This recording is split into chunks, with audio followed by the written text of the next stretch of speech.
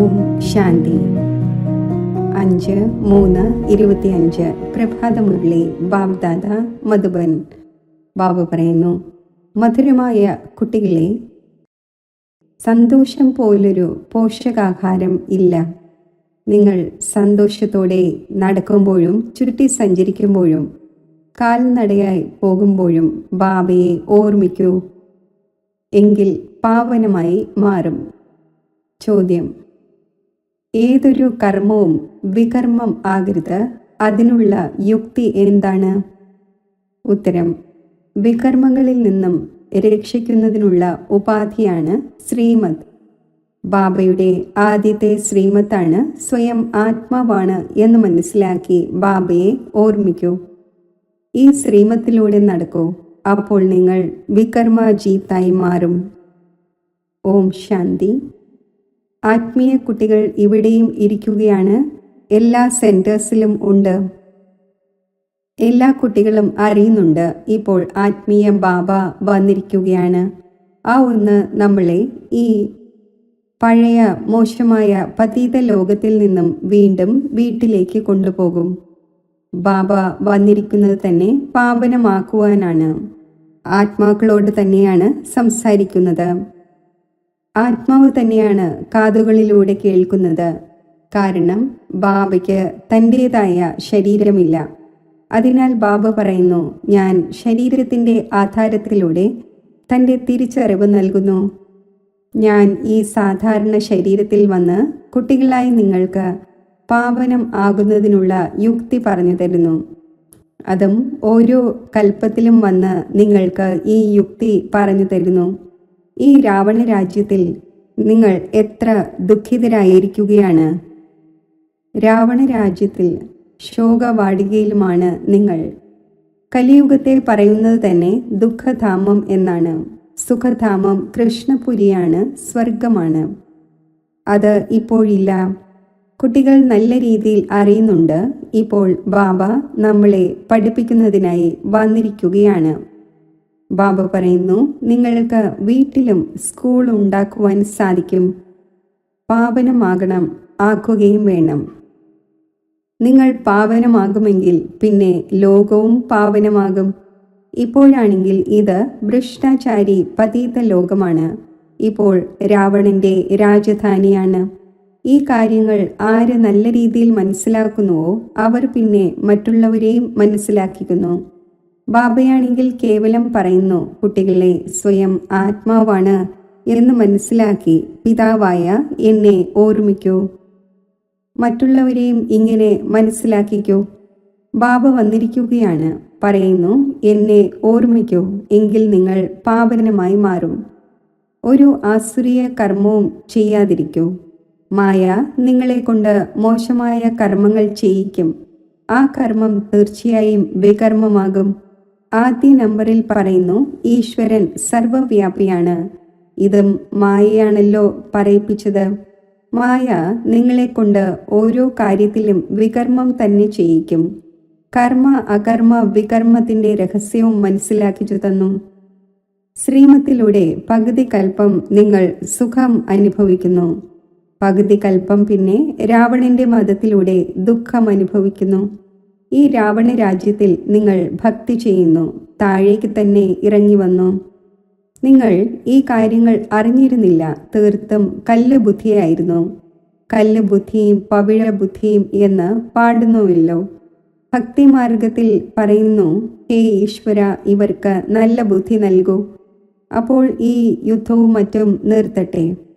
കുട്ടികളായ നിങ്ങൾക്കറിയാം, ബാബ വളരെ നല്ല ബുദ്ധി ഇപ്പോൾ നൽകിക്കൊണ്ടിരിക്കുന്നു. ബാബ പറയുന്നു, മധുരമായ കുട്ടികളെ, നിങ്ങളുടെ ആത്മാവ് പതീതമായിരിക്കുകയാണ്. അതിനെ ഓർമ്മയുടെ യാത്രയിലൂടെ പാവനമാക്കണം. ചുറ്റി സഞ്ചരിച്ചാലും ബാബയുടെ ഓർമ്മയിൽ നിങ്ങൾക്ക് എത്ര തന്നെ കാൽനടയായി പോയാലും നിങ്ങളുടെ ശരീരം പോലും മറന്നുപോകും. സന്തോഷം പോലെ ഒരു പോഷകാഹാരമില്ല എന്ന് പാടപ്പെടുന്നുണ്ടല്ലോ. മനുഷ്യർ ധനം സമ്പാദിക്കുന്നതിനായി എത്ര ദൂരെ ദൂരെ സന്തോഷത്തോടെ പോകുന്നു. ഇവിടെ നിങ്ങൾ എത്ര ധനികരും സമ്പന്നരുമാകുന്നു. ബാബ പറയുന്നു, ഞാൻ കൽപ്പകൽപ്പങ്ങളിൽ വന്ന് ആത്മാക്കളായി നിങ്ങൾക്ക് തൻ്റെ പരിചയം നൽകുന്നു. ഈ സമയത്ത് എല്ലാവരും പതീതമാണ്. പാവനമാക്കുന്നതിനു വേണ്ടി വരൂ എന്ന് വിളിച്ചുകൊണ്ടേയിരിക്കുന്നു. ആത്മാവ് തന്നെയാണ് ബാബയെ വിളിക്കുന്നത്. രാവണ രാജ്യത്തിൽ ശോകവാടികയിൽ എല്ലാവരും ദുഃഖിതരാണ്. രാവണ രാജ്യം മുഴുവൻ ലോകത്തിലുമുണ്ട്. ഈ സമയത്ത് തമോ പ്രധാന സൃഷ്ടി തന്നെയാണ്. സതോ പ്രധാന ദേവതമാരുടെ ചിത്രവുമുണ്ട്. മഹിമയും അവരുടേതാണ്. ശാന്തിധാമത്തിലേക്കും സുഖധാമത്തിലേക്കും പോകുന്നതിനു വേണ്ടി മനുഷ്യർ എത്ര തലയിട്ടടിക്കുന്നു, അതായത് പ്രയത്നിക്കുന്നു. ഭഗവാൻ എങ്ങനെയാണ് വന്ന് ഭക്തിയുടെ ഫലം നമുക്ക് നൽകുക എന്നത് ആർക്കും അറിയില്ല. നിങ്ങളിപ്പോൾ മനസ്സിലാക്കുന്നുണ്ട്, നമുക്ക് ഭഗവാനിൽ നിന്നും ഫലം ലഭിച്ചുകൊണ്ടിരിക്കുകയാണ്. ഭക്തിയുടെ 2 ഫലങ്ങളാണ്. ഒന്ന് മുക്തി, രണ്ടാമത്തേത് ജീവൻ മുക്തി. ഇത് മനസ്സിലാക്കേണ്ട വളരെ മഹീനമായ കാര്യങ്ങളാണ്. ആര് തുടക്കം മുതൽ വളരെയധികം ഭക്തി ചെയ്തിട്ടുണ്ടാകുമോ അവർ ജ്ഞാനം നല്ല രീതിയിൽ എടുക്കും. അപ്പോൾ നല്ല ഫലവും നേടും. ഭക്തി ചെയ്തത് കുറവായിരിക്കുമെങ്കിൽ ജ്ഞാനവും കുറച്ചേ എടുക്കുകയുള്ളൂ. ഫലം നേടുന്നതും കുറവായിരിക്കും. കണക്കുണ്ടല്ലോ. പദവി നമ്പർ വൈസ് ആണല്ലോ. ബാബ പറയുന്നു, എൻ്റേതായ ശേഷം വികാരത്തിൽ വീണുവെങ്കിൽ അതിനർത്ഥം എന്നെ ഉപേക്ഷിച്ചു എന്നാണ്. പൂർണ്ണമായും താഴെ പോയി കിടക്കും. ചിലരാണെങ്കിൽ വീണ ശേഷം വീണ്ടും എഴുന്നേൽക്കുന്നു. ചിലരാണെങ്കിൽ തീർത്തും അഴുക്കുചാലിൽ വീണു പോകുന്നു. ബുദ്ധി തീർത്തും നന്നാകുന്നതേയില്ല.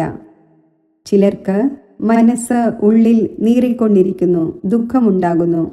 നമ്മൾ ഭഗവാനോട് പ്രതിജ്ഞ ചെയ്തു, പിന്നെ ആ ഒന്നിനെ വഞ്ചിച്ചു, വികാരത്തിൽ വീണുപോയി.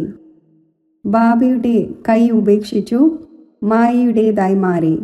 അവർ പിന്നെ വായുമണ്ഡലം തന്നെ കേടാക്കുന്നു, ശപിക്കപ്പെട്ടവരാകുന്നു. ബാബയോടൊപ്പം ധർമ്മരാജനുമുണ്ടല്ലോ. ആ സമയത്ത് നമ്മൾ എന്താണ് ചെയ്യുന്നത് എന്നറിയാൻ കഴിയുന്നില്ല. പിന്നീട് പശ്ചാത്താപമുണ്ടാകുന്നു. ഇങ്ങനെ വളരെ പേരുണ്ട്. ആരെയെങ്കിലും കൊലയോ മറ്റോ ചെയ്തുവെങ്കിൽ ജയിലിൽ പോകേണ്ടി വരുന്നു. പിന്നെ പശ്ചാത്താപമുണ്ടാകുന്നു, വെറുതെ അയാളെ കൊന്നു എന്ന്. ദേഷ്യത്തിൽ വന്ന് വളരെ പേർ അടിക്കുകയും ചെയ്യുന്നു. അനേകം സമാചാരം പത്രങ്ങളിൽ വരുന്നു. നിങ്ങളാണെങ്കിൽ പത്രം വായിക്കുന്നില്ല. ലോകത്തിൽ എന്താണ് നടന്നുകൊണ്ടിരിക്കുന്നത് നിങ്ങൾക്ക് അറിയാൻ കഴിയുന്നില്ല. ദിനം പ്രതിദിനം അവസ്ഥകൾ മോശമായി കൊണ്ടിരിക്കുന്നു. ഏണിപ്പടി താഴെ ഇറങ്ങുക തന്നെ വേണം. നിങ്ങൾ ഈ ഡ്രാമയുടെ രഹസ്യത്തെ അറിയുന്നു. ബുദ്ധിയിൽ ഈ കാര്യമുണ്ട്. നമ്മൾ ബാബയെ തന്നെ ഓർമ്മിക്കട്ടെ. രജിസ്റ്റർ കേടാവുന്ന വിധത്തിലുള്ള ഏതെങ്കിലും മോശമായ കർത്തവ്യം ചെയ്യരുത്. ബാബ പറയുന്നു, ഞാൻ നിങ്ങളുടെ ടീച്ചറാണല്ലോ. ടീച്ചറിൻ്റെ അടുക്കൽ സ്റ്റുഡൻറ്റിൻ്റെ പഠനത്തിൻ്റെയും പെരുമാറ്റ രീതിയുടെയും റെക്കോർഡ് ഉണ്ടായിരിക്കുമല്ലോ. ചിലരുടെ പെരുമാറ്റം വളരെ നല്ലതാണ്, ചിലരുടേത് കുറവ്, ചിലരുടേത് തീർത്തും കേടായതാണ്. നമ്പർ വൈസ് ആണല്ലോ. ഇതും സുപ്രീം ബാബ എത്ര ഉന്നതമായത് പഠിപ്പിക്കുന്നു. ആ ഒന്നും ഓരോരുത്തരുടെ പെരുമാറ്റ രീതികൾ അറിയുന്നുണ്ട്. നിങ്ങൾക്ക് സ്വയവും അറിയാൻ സാധിക്കും, നമ്മളിൽ ഇന്ന ശീലമുണ്ട്, ഇത് കാരണം നമ്മൾ ഫെയിലായി പോകും എന്ന്.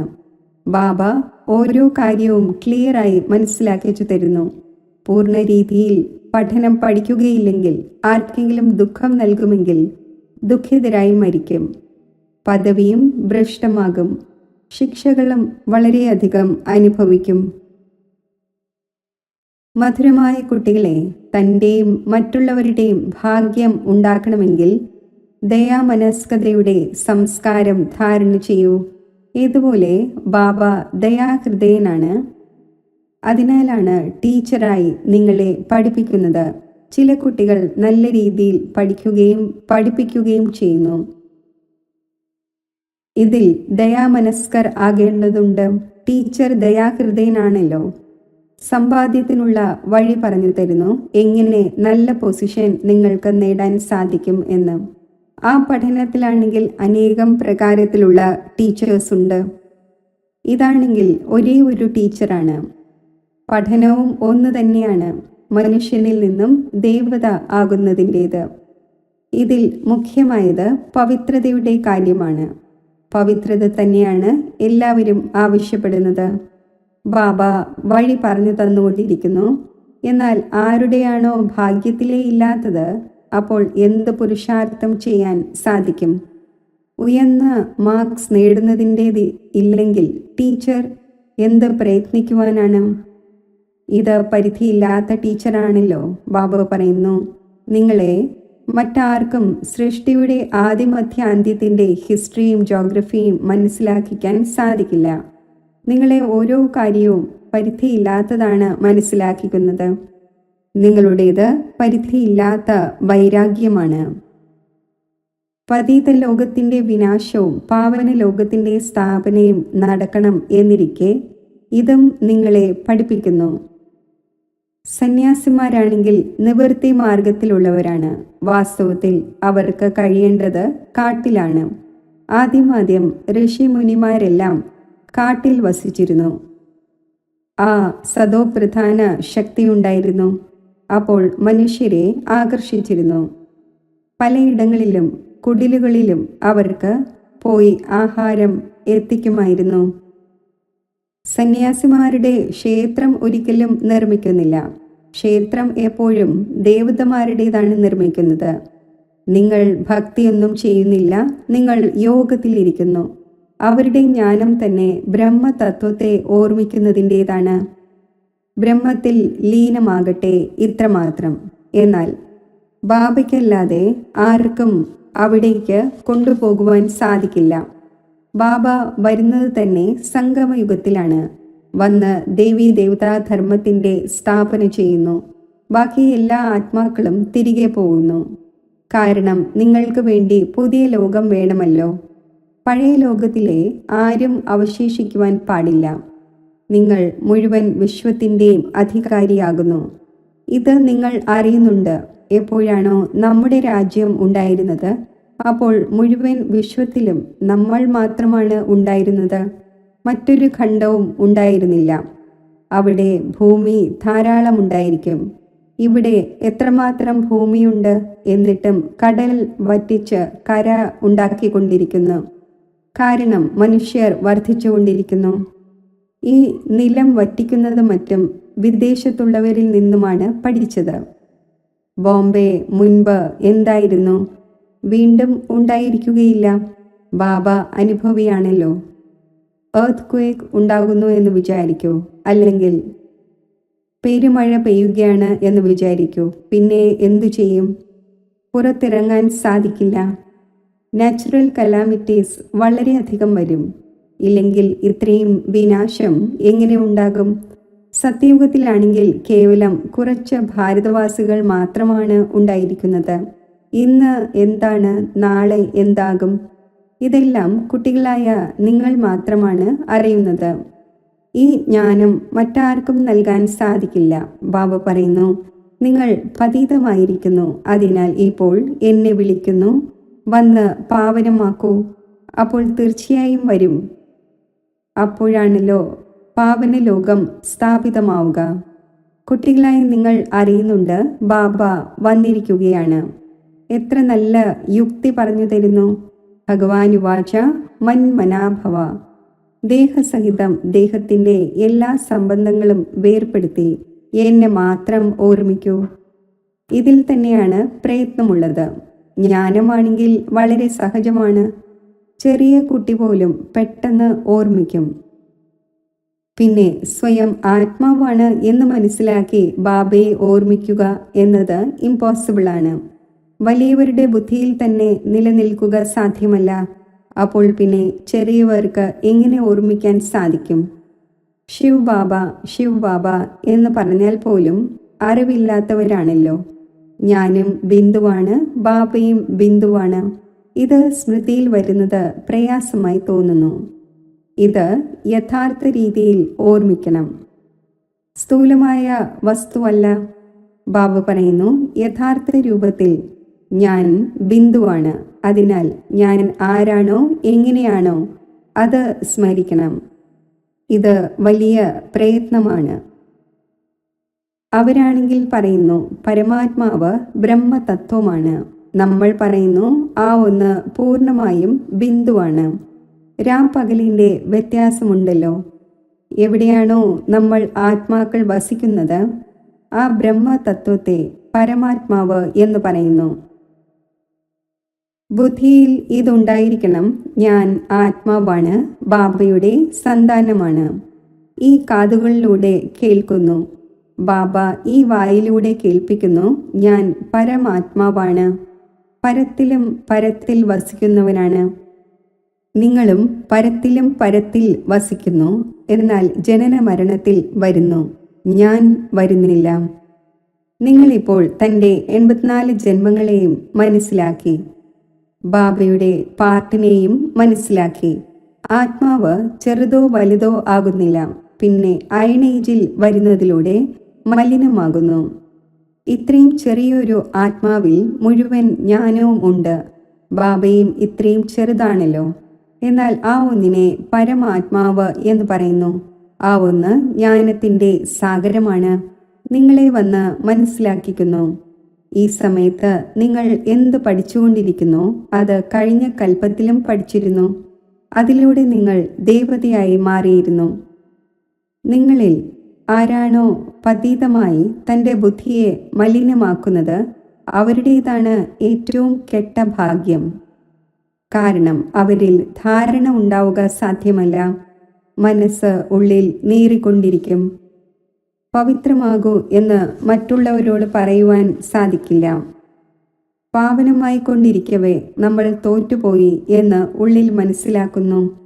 ചെയ്ത സമ്പാദ്യം മുഴുവൻ നഷ്ടമായി. പിന്നെ വളരെയധികം സമയമെടുക്കുന്നു. ഒരേ ഒരു പ്രഹരം ശക്തമായി പരിക്കേൽപ്പിക്കുന്നു. രജിസ്റ്റർ കേടായി പോകുന്നു. ബാബ പറയും, നിങ്ങൾ മായയോട് തോറ്റുപോയി, നിങ്ങളുടെ ഭാഗ്യം കെട്ടതാണ്. മായാജീത് ജഗത് ജീത്ത് ആകണം. ജഗത് ജീത്ത് എന്ന് മഹാരാജാവിനെയും മഹാറാണിയെയും തന്നെയാണ് പറയുന്നത്, പ്രജയെ പറയുകയില്ല. ഇപ്പോൾ ദൈവിക സ്വർഗത്തിൻ്റെ സ്ഥാപന നടന്നുകൊണ്ടിരിക്കുന്നു. തനിക്കു വേണ്ടി ആര് ചെയ്യുമോ അവർ നേടും. എത്രത്തോളം പാവനമായി മറ്റുള്ളവരെ ആക്കുമോ വളരെയധികം ദാനം ചെയ്യുന്നവർക്ക് ഫലവും ലഭിക്കുന്നുവല്ലോ. ദാനം ചെയ്യുന്നവർക്ക് പേരും ഉണ്ടാകുന്നു. അടുത്ത ജന്മത്തിൽ അല്പകാലത്തേക്കുള്ള സുഖം നേടുന്നു. ഇവിടെയാണെങ്കിൽ 21 ജന്മത്തിൻ്റെ കാര്യമാണ്. പാവന ലോകത്തിൻ്റെ അധികാരിയാകണം. ആര് പാവനമായിരുന്നുവോ അവർ തന്നെയാകും. പോയിക്കൊണ്ടിരിക്കവേ മായ ചമ്മട്ടി കൊണ്ടടിച്ച് പൂർണ്ണമായും വീഴ്ത്തുന്നു. മായയും നിസ്സാരമായി അതിജീവിക്കാൻ പറ്റുന്ന ഒന്നല്ല. 8-10 വർഷം പവിത്രമായിരുന്നു. പവിത്രതയുടെ കാര്യത്തിൽ വഴക്കുണ്ടായി. മറ്റുള്ളവരെയും വീഴുന്നതിൽ നിന്നും രക്ഷിച്ചു. പിന്നെ സ്വയം വീണുപോയി. വിധി എന്ന് പറയുമല്ലോ. ബാബയുടേതായ ശേഷം മായയുടേതായി മാറുന്നു. അപ്പോൾ ശത്രുവായല്ലോ. ഖുദാ ദോസ്തിൻ്റെയും ഒരു കഥയുണ്ടല്ലോ. ബാബ വന്ന് കുട്ടികളെ സ്നേഹിക്കുന്നു, സാക്ഷാത്കാരം നൽകുന്നു. ഒരു ഭക്തിയും ചെയ്യാതെയും സാക്ഷാത്കാരം ഉണ്ടാകുന്നു. അപ്പോൾ കൂട്ടുകാരൻ ആക്കിയല്ലോ, എത്ര സാക്ഷാത്കാരം ഉണ്ടാകുമായിരുന്നു. പിന്നെ ജാലവിദ്യയാണ് എന്ന് വിചാരിച്ച് കോലാഹലങ്ങൾ ഉണ്ടാക്കാൻ തുടങ്ങി. അപ്പോൾ നിർത്തലാക്കി. വീണ്ടും അവസാനം നിങ്ങൾ വളരെയധികം സാക്ഷാത്കാരം കണ്ടുകൊണ്ടിരിക്കും. മുൻപ് എത്ര രസം ഉണ്ടാകുമായിരുന്നു. അത് കണ്ടിട്ടും എത്ര പേർ പോയി കളഞ്ഞു. ഭട്ടിയിൽ നിന്നും ചില ഇഷ്ടികകൾ പാകമായി വരുന്നു. ചിലത് അല്പം പാകം ആകാത്തതായി അവശേഷിച്ചു. ചിലതാണെങ്കിൽ പൂർണ്ണമായും ഉടഞ്ഞുപോയി. എത്ര പേർ പോയി കളഞ്ഞു. ഇപ്പോൾ അവർ ലക്ഷപതിയും കോടിപതിയുമായി മാറി. നമ്മൾ സ്വർഗത്തിലിരിക്കുകയാണ് എന്ന് കരുതുന്നു. ഇപ്പോൾ ഇവിടെ സ്വർഗം എങ്ങനെ ഉണ്ടാകാൻ കഴിയും? സ്വർഗം ഉണ്ടായിരിക്കുന്നത് തന്നെ പുതിയ ലോകത്തിലാണ്. ശരി, മധുരമധുരമായ സിഖിലതേ കുട്ടികൾക്ക് മാതാവും പിതാവുമായ ബാബ്ദാദയുടെ സ്നേഹസ്മരണകൾ. Good morning. ആത്മീയ പിതാവിൻ്റെ ആത്മീയ കുട്ടികൾക്ക് നമസ്തേ. ധാരണയ്ക്കുള്ള മുഖ്യസാരം. തൻ്റെ ഉയർന്ന ഭാഗ്യം ഉണ്ടാക്കുന്നതിനായി ദയാമനസ്കരായി പഠിക്കുകയും പഠിപ്പിക്കുകയും വേണം. ഒരിക്കലും ഏതെങ്കിലും ശീലത്തിന് വശപ്പെട്ട് തൻ്റെ രജിസ്റ്റർ കേടാക്കരുത്. മനുഷ്യനിൽ നിന്നും ദേവതയാകുന്നതിനായി മുഖ്യമായത് പവിത്രതയാണ്. അതിനാൽ ഒരിക്കലും പതീതമായി തൻ്റെ ബുദ്ധിയെ മലിനമാക്കരുത്. മനസ്സ് ഉള്ളിൽ നീറിക്കൊണ്ടിരിക്കുന്ന, പശ്ചാത്തപിക്കേണ്ടി വരികയും ചെയ്യുന്ന വിധത്തിലുള്ള കർമ്മം ഉണ്ടാകരുത്. വരദാനം: ബീജരൂപസ്ഥിതിയിലൂടെ മുഴുവൻ വിശ്വത്തിനും ലൈറ്റിൻ്റെ ജലം നൽകുന്ന വിശ്വമംഗളകാരിയായി ഭവിക്കട്ടെ.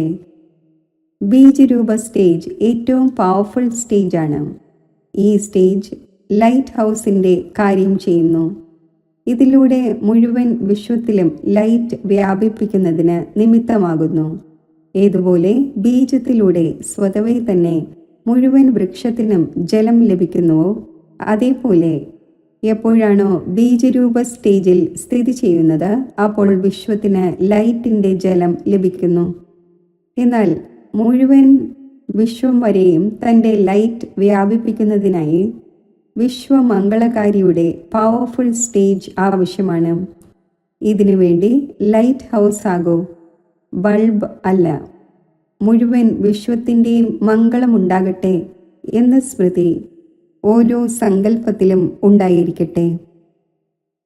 സ്ലോഗൻ: അഡ്ജസ്റ്റ് ആകുന്നതിൻ്റെ ശക്തി നിർണായക സമയത്ത് പാസ് വിത്ത് ഓണർ ആക്കി മാറ്റും. അവ്യക്ത സൂചന: സത്യതയും സഭ്യതയുമാകുന്ന കൾച്ചർ സ്വായത്തമാക്കൂ. പരമാത്മാവിൻ്റെ പ്രത്യക്ഷതയുടെ ആധാരം സത്യതയാണ്. സത്യതയിലൂടെ തന്നെയാണ് പ്രത്യക്ഷത ഉണ്ടാകുന്നത്. 1. സ്വയം തൻ്റെ സ്ഥിതിയുടെ സത്യത. 2. സേവനത്തിൻ്റെ സത്യത. സത്യതയുടെ ആധാരമാണ് സ്വച്ഛതയും നിർഭയതയും. ഈ 2 ധാരണകളുടെയും ആധാരത്തിലൂടെ സത്യതയിലൂടെ പരമാത്മാവിൻ്റെ പ്രത്യക്ഷതയ്ക്ക് നിമിത്തമാകൂ. ഏതെങ്കിലും പ്രകാരത്തിലുള്ള അസ്വച്ഛത ഉണ്ടെങ്കിൽ, അതായത് അല്പമെങ്കിലും സത്യതയുടെയും ശുദ്ധിയുടെയും കുറവുണ്ടെങ്കിൽ, കർത്തവ്യത്തിൻ്റെ സിദ്ധി ഉണ്ടാവുക സാധ്യമല്ല. ഓം ശാന്തി. ദേഹമാകുന്ന ക്ഷേത്രത്തിൽ സ്ഥിതി ചെയ്യുന്ന ഞാൻ ആത്മാവ് ഒരു ചൈതന്യ ശക്തിയാണ്. ഈ ആത്മസ്മൃതിയിൽ സ്ഥിതി ചെയ്യുമ്പോൾ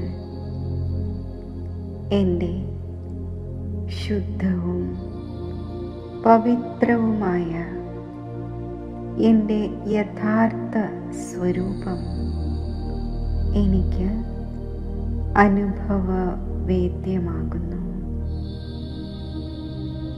ഈശ്വരൻ്റെ ധാമത്തിൽ നിന്നും ഈ കർമ്മക്ഷേത്രത്തിൽ വന്നപ്പോൾ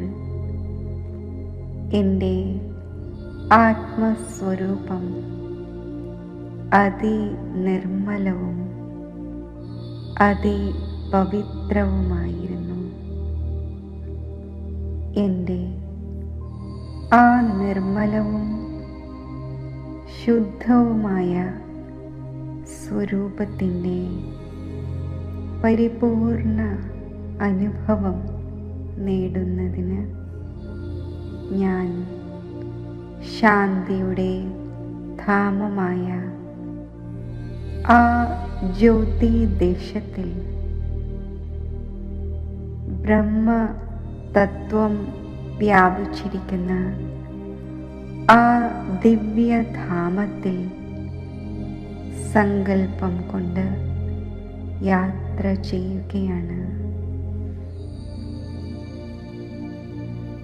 ഈ ദിവ്യ ജ്യോതിദേശത്തിൽ എൻ്റെ ആന്തരിക നേത്രത്തിലൂടെ പരമാത്മാ സ്വരൂപം ദർശിക്കുന്ന മാത്രയിൽ പരമാത്മാ ശാന്തിയുടെ അനന്ത കിരണങ്ങൾ ആത്മാവിൽ ഉൾക്കൊള്ളപ്പെടുകയാണ്. അനന്യഭാവത്തിൽ ആ പരമാത്മാ സ്വരൂപത്തിലേക്ക് എൻ്റെ മനസ്സിനെ ഏകാഗ്രമാക്കുമ്പോൾ അനിർവചനീയമായ ദിവ്യ അലൗകിക സ്നേഹത്തിൽ ഞാൻ ലയിച്ചു ചേരുന്നു. സർവബന്ധനമുക്തവും ആനന്ദമയവുമായ സ്ഥിതി ഞാൻ അനുഭവിക്കുന്നു.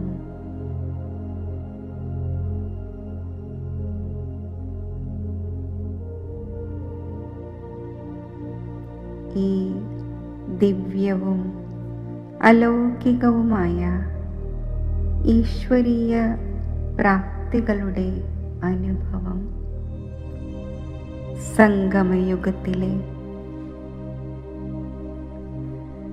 സർവശ്രേഷ്ഠ ഭാഗ്യമാണ്. സാകാര സൃഷ്ടിയിലെ എൻ്റെ സഹോദര ആത്മാക്കൾക്കും അവരുടെ ജന്മസിദ്ധ അവകാശമായ ഈശ്വരീയ പ്രാപ്തികൾ ലഭിക്കട്ടെ എന്ന ശക്തിശാലി ശുഭസങ്കൽപ്പം ഞാൻ അവരിലേക്ക് അയക്കുകയാണ്.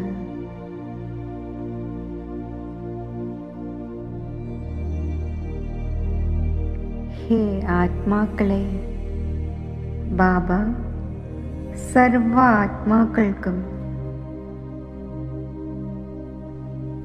മുക്തിയുടെയും ജീവൻ മുക്തിയുടെയും ഈശ്വരീയ സമ്പത്ത് നൽകുവാൻ വന്നു കഴിഞ്ഞു എന്ന മനസ്സിൻ്റെ സങ്കല്പം ആ ആത്മാക്കളിൽ എത്തട്ടെ.